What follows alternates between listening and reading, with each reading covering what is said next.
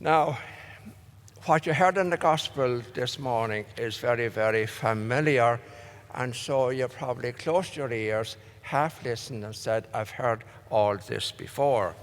But you've always got to remember the gospel is always in the present moment, is always in the now. And today we're celebrating the martyrdom of a young girl of 15 years of age who was persecuted by the emperor of the time in Rome, Decius, because she wouldn't consent to what he wanted to do with her, putting it mildly.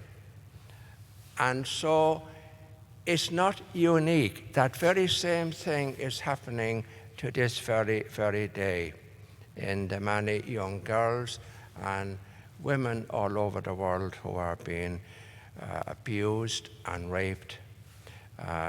If you listen to the news of that training or education camp in China where women are treated absolutely, it's terrible what is happening.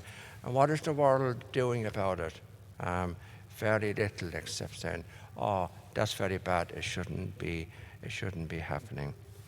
And then we move on to the gospel this morning in another part of the gospel, and we have there a king, and he's afraid of, he's the king, and he's afraid of John the Baptist, who in the king's eyes is probably nobody.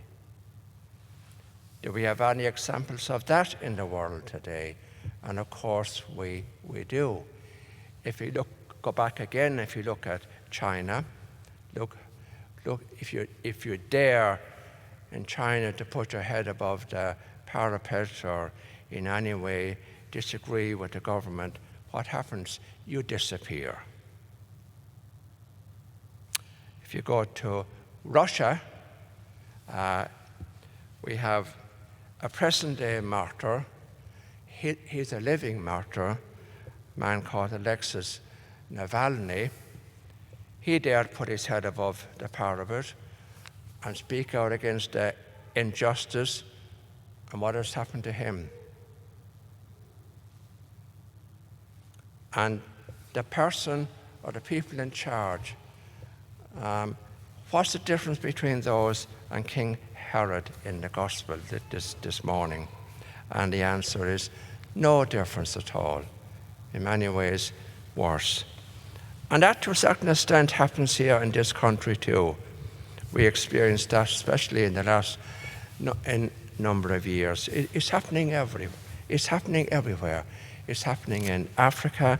It's happening all over the world. So the gospel is really up to date, right in the present moment. And so what's the lesson for us this morning? The lesson simply is, like John the Baptist, like Alexis Navalny, like any of those wonderful people who dare put their head above the parapet, we've got to stand up and be counted. But very often, especially as Catholics, we kind of hide. We put our head down and say, well, it's nothing to do with me. Yes, it is.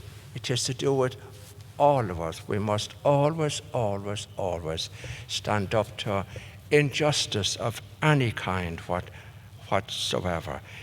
And if we see it happening here or elsewhere, but especially in our own surroundings, at least stand up and be counted, and don't just put your head down and say, I don't want to get involved.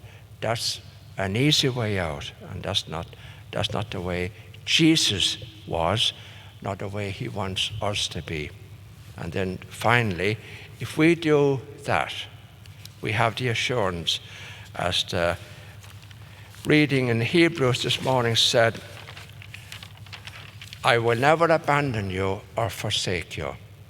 And one person we can rely on is Jesus. He will never, ever, ever let us down.